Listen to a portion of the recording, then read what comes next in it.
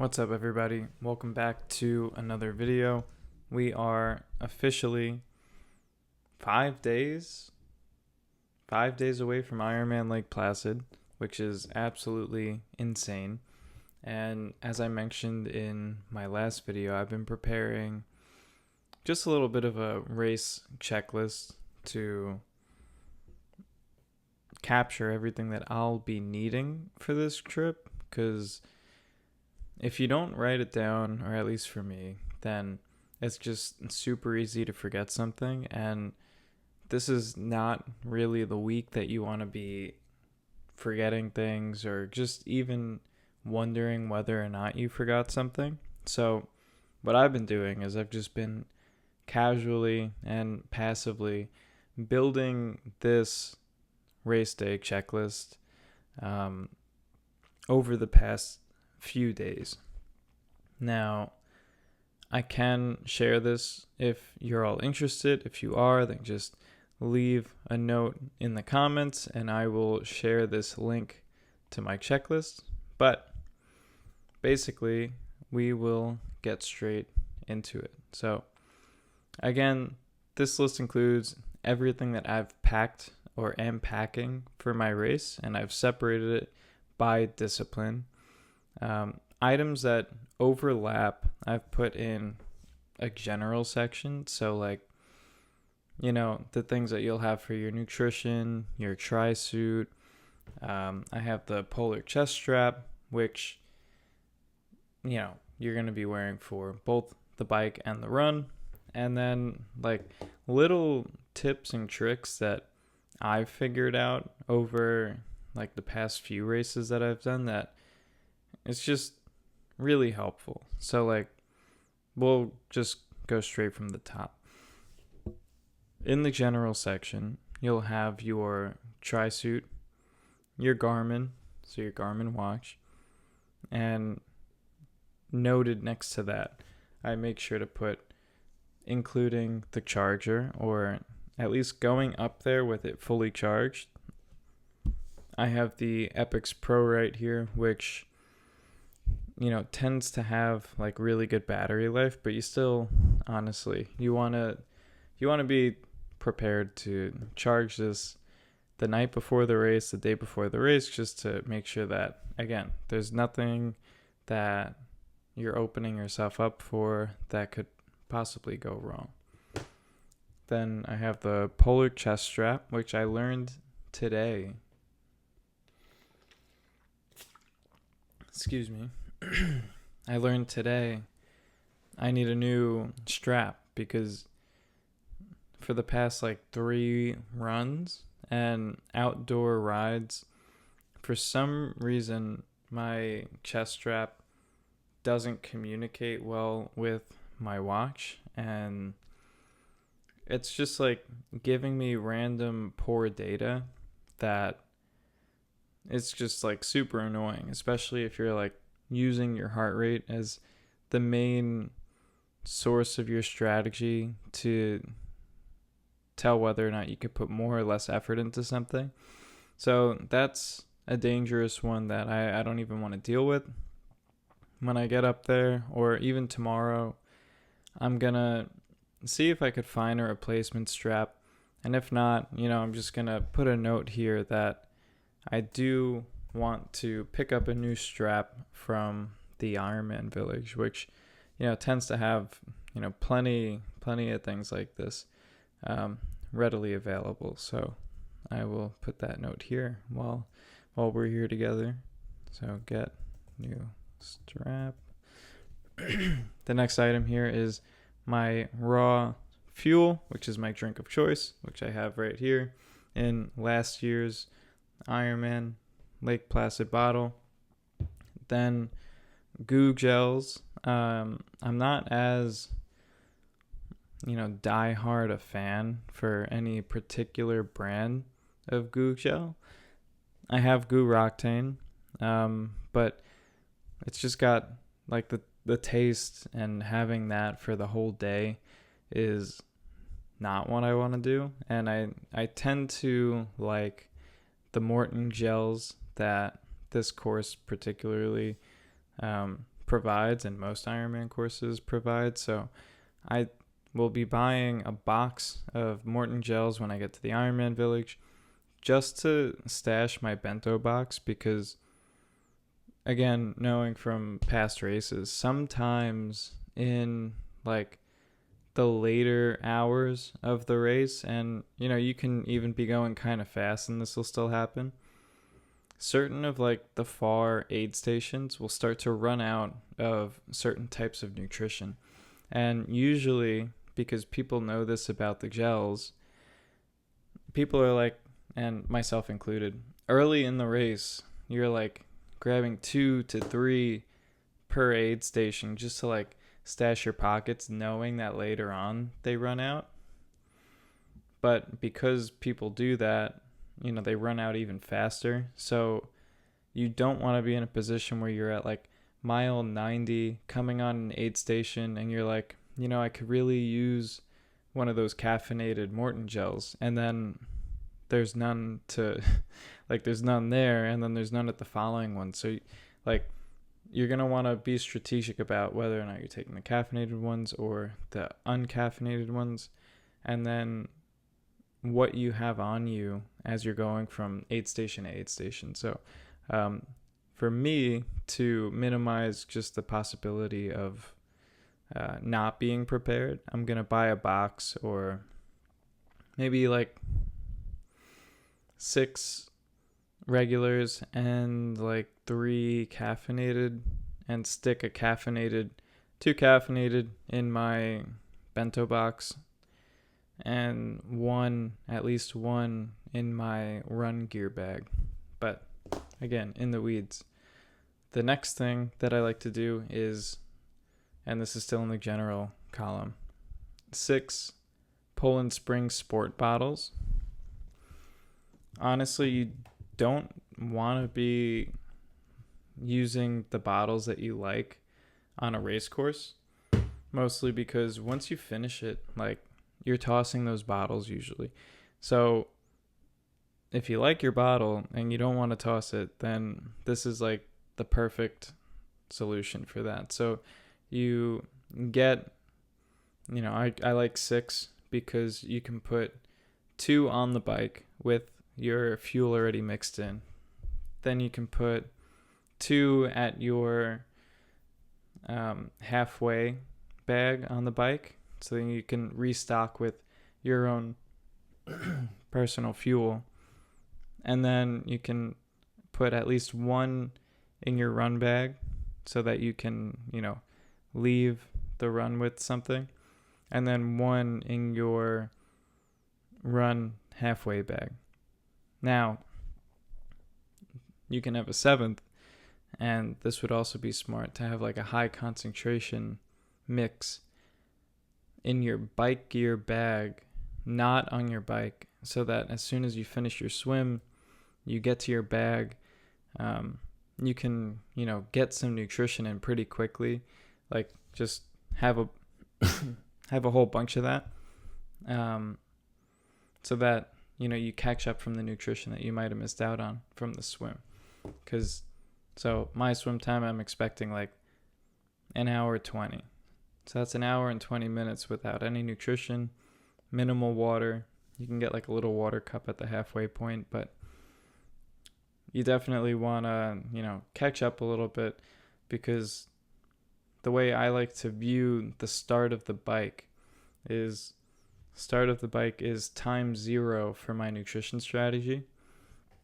And time 0 means that from the moment that I click this on, we're in full nutrition strategy as if I was on this bike right here for 6 hours. Okay, so that means from this click, every 35 to 40 minutes is a goo, and every hour minimum is a bottle, right? Okay, so moving on to the swim, as far as what to pack, plenty of spare socks, because I like to put at least 1 pair of socks in each transition bag. Reason being, obviously, you need the first one because on it. Like, I'm not biking with no socks on. That's crazy. But, you're going to get out of the water. You're going to need to dry off. You got to put a nice fresh pair of socks on. After 112 miles on the bike, and depending on the temperature that you're expecting or the weather conditions, it could rain. It's just nice to have a fresh pair of socks for the run. It might take like an extra minute or so for you to get it on, but it's well worth it. So next, this is more a post-swim item, is a foot towel. I've been that guy in the past where, and by the past I mean both my past full Ironmans, where I did not put a little towel in my bike bag, my bike gear bag, putting this on swim because it's following the swim, but didn't put it in my bike gear bag. And I was basically like in the transition tent borrowing towels from people, like just one person obviously, but borrowing somebody's towel that they just finished using just to wipe my feet off so I could put my socks on and get out there. So it's always better to be self-sufficient, so foot towel for sure.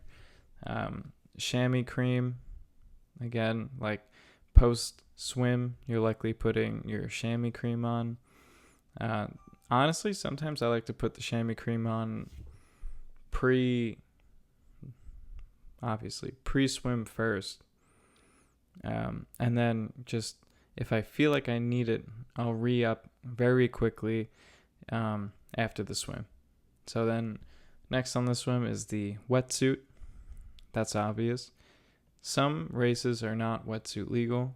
If you even have the slightest hunch that your race could not be wetsuit legal, definitely have a skin suit prepared. Honestly, I bought a skin suit last year, like the week before the race, and it is still non-advisably in the shipping wrapping.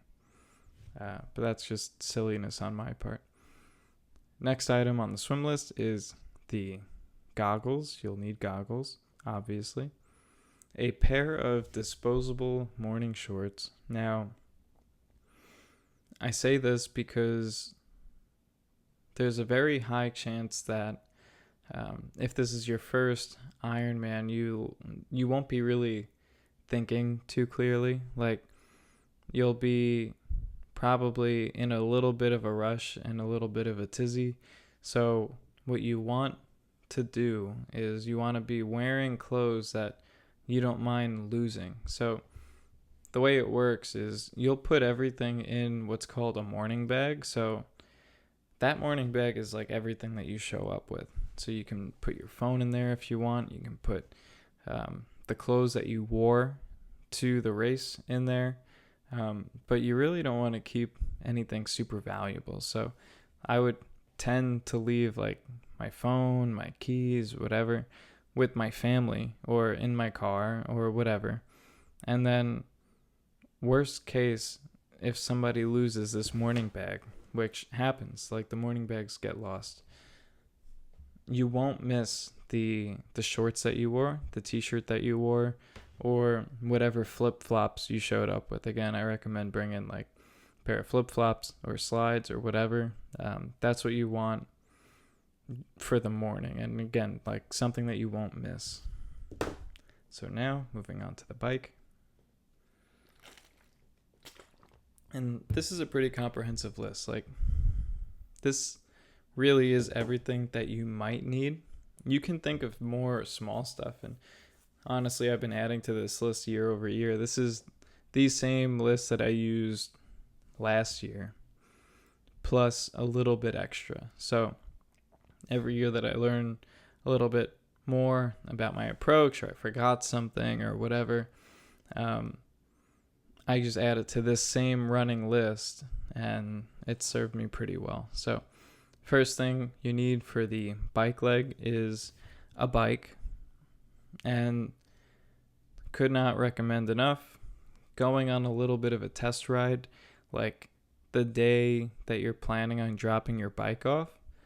Typically, there's like a time that you need to meet to, or a maximum allowable time that you can drop your bike off. So they might cut you off at like 2 p.m. Saturday, the Saturday before the race.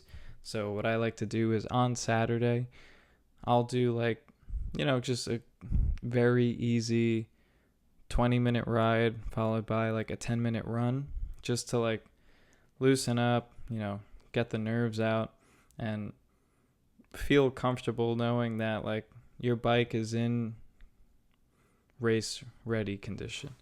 So properly cleaned, greased, oiled, whatever you need to do. Everything is working as expected. Glasses is the next item. The amount of times on personal rides that I've forgotten glasses, and like they're pretty much required. Like the amount of stuff that could go into your eyes, and like it could get kind of dangerous. You want to have your glasses packed. Shoes, obviously, helmet, gloves. Now, all these you say obviously too, and I do too. But gloves, last year I forgot my gloves, despite them being on the list. And I had to buy a pair of gloves like 5 minutes before they closed the transition area to prepare the day before. So, might sound stupid, but have it. A bike tool on your bike. Spare tube, again, on your bike. CO2 canister, if you know how to use it, on your bike. You'll bring your bike pump so that the day before, the morning of, you can pump up your tires, make sure that you're at race pressure. And if you have one of these fancy electric shifters like I do, 1, you're going to make sure that you charge it. 2, just in case, Murphy's Law, bring your charger with you, pack that. Next, the run. This is the simplest. Shoes, hat, running bottle, because likely you'll keep your glasses from your ride, like I do, and hopefully you still have that chamois cream in an accessible bag. If you don't, I would put some extra Vaseline or something in your run bag. Now, this is like the whole list. This is everything that I have packed, or that I'm going to pack like over the next day or so, because I'll be driving up Thursday this year. Now, luckily, I'm driving up early enough where like I'll have time to lay everything out, have my bags laid out, have them prepped a few days early, check through this list again, like double check, make sure that everything is accounted for, and then I'll have time to pick anything up that I might need before they close transition. So that's really my goal. Not everybody has that luxury, which means that you have to be even more on point. And again, this list is a tool to help you be better prepared. If for whatever reason you find that you're there race morning and you're missing something or something goes wrong, don't stress it. Don't let it end your day. You need the big stuff. You need your helmet, you need your bike, you need your running shoes, all that stuff. But if you're down a pair of socks, or down a bottle of your own nutrition, or down a few gels, honestly, you'll just need to adapt and overcome. And that's part of learning. That's part of the game. The number of lessons that I learned in my first Ironman were an insane amount. I couldn't even enumerate them because it's pretty much the foundation of what I know about training and coaching for this sport. The things that I learned in my second prep are pretty much the reason why I am so much more calm coming into this prep. Like, I learned so much over the last few years and few races that, like, I can really take a breath and say, like, all right, like, this is just routine now. This is what I do. If something goes wrong, say it's raining a little more than I expected or at all, no matter what happens, we're going to adapt and overcome, and we're going to get through the race. We're going to give our best, and we're going to do well, okay? So that's the mentality you should approach this as. This is a tool to help. This isn't like, if I forgot something on this list, then I'm not going to finish my race, okay? Again, but like, this list really does have pretty much the bare bone essentials of what you need. So like, there are some things on here where if you forget, then it really will end your race. But I can run through those real quickly right now, actually, just to help ease some of your minds. Okay, so you're gonna be wearing clothes to this race. So tri-suit, not necessary. Garmin, not necessary. Polar chest strap, not necessary. Raw fueling gels, not necessary. There's aid stations, plenty of them, where you can get everything that you need to finish the race. Socks, technically not necessary. Foot towel, clearly, because I've not had a foot towel in any of my full Ironman races yet. This will be the first where I'm prepared like this. Not necessary. Chamois cream, not necessary. There's an argument to be said that it might just wash out on the swim. So, not necessary. Wetsuit, definitely not necessary. Swam my first Ironman without a wetsuit. Skin suit, not necessary. Very helpful if you don't have a wetsuit, but I also swam my first Ironman without a skin suit because I didn't know enough, and I just wore my tri-suit for the swim. Goggles, necessary. So the first necessary thing that we have on this list are the goggles. Disposable morning shorts, not necessary. If you lose them, then technically they're disposable anyway. Flip-flops, not necessary. Bike, necessary. Glasses, not necessary, but kind of necessary. Bike shoes, or any shoes to ride your bike, necessary. Helmet, necessary. Gloves, not necessary. Bike tool, not necessary. Spare tube, not necessary.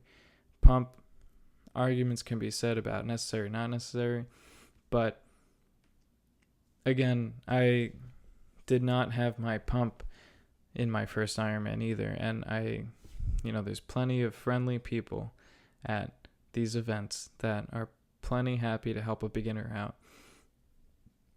So in my first race, I used somebody else's pump the morning of the race to make sure that my tires were in check. So pump, not necessary. Charger, for most people, you don't have an electric shifting bike. If you have an electric shifting bike, it's not necessary, but you need to make sure that you charge it before you leave. For perspective, I've had this bike set up and I've been using it a lot this prep, and I charged it once when I built the bike out of the box, and that was the first and only time I've charged this bike, believe it or not. So whatever everybody wants to say, I have really no clue how people I have no clue how people have run out of battery for their shifting, because I've been riding this bike 3 to 4 times a week for many hours a week for 7 months, and it's never run out of battery. So if it runs out of battery, it's 100% your fault. Running shoes, you know, these might not be necessary. I think you can run a marathon without shoes. Don't forget your shoes. Hat, not necessary. Running bottle, not necessary. So, to recap, out of this whole long list that I have, we have goggles. They're going to give you a swim cap, so it's not on the list. So we have goggles. We have a bike. We have some shoes to ride the bike. We have a helmet. And we have running shoes. 5 things that are absolutely necessary that you can't forget, or they'll destroy your day. Otherwise, everything else is going to enhance and build up to a more well-prepared event where you can approach the event with some ease in your mind, where you don't have to worry that you are or are not prepared. So this is the checklist that I've made. Sorry for the really long video, but this is important. Again, if you want this checklist, let me know in the comments, and I'll probably just make a link that you can download it for free, obviously for free, because it's just a checklist. And that should be super helpful. And this is pretty much good for any triathlon. Like, this isn't just an Ironman, a full Ironman thing. This is a race checklist for, excuse me, for any triathlon that you might do. Now, obviously, it becomes less important to be super prepared as the distance decreases, but if you make it a habit of being prepared, you're just maximizing your chances for success. And that's what this is about. That's what this channel is about. That's what I teach, and that's what I coach. That's what we want for the athletes who are seeking to do their first Ironman or working their way up to their first Ironman. We want you to be prepared. We want you to feel comfortable. We want you to feel confident that you have everything that you need to be successful. So, again, if you want this checklist, say something in the comments.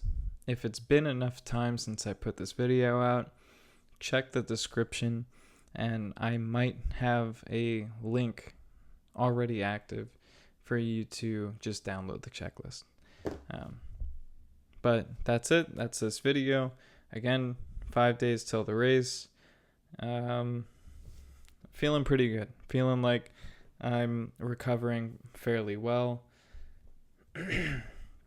Got a few more very short training sessions in over the next few days, and we are feeling good, feeling confident. There was some rain on the radar, and yesterday when I was looking, it said thunderstorms. Today, let's see. I can check here live with you. We're doing it live. Lake Placid. Sunday, no longer thunderstorms. Now just rain. Hopefully not too much rain, but it looks like it might rain for most of the day. I don't care about rain on the swim. Rain on the bike is a little sketchy. And then rain on the run is kind of nice. So the total precipitation it's expecting is 1/2 inch. And I have no clue if that's a lot. So let's just hope that it doesn't rain much. But the temperature is looking absolutely perfect. So just so you all know, this is just like an added tip to this video, added bonus. The temperature range for Sunday is 57 to 68.